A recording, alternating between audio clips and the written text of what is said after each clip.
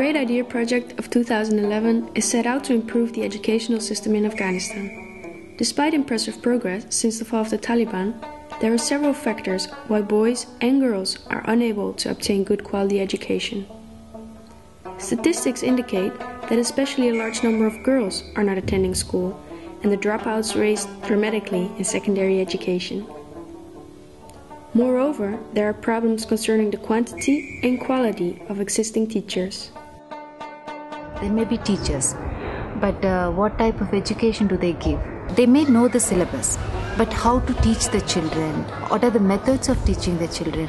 How to make it more interactive? What is the creative way of attracting the students? It's something that is really missing.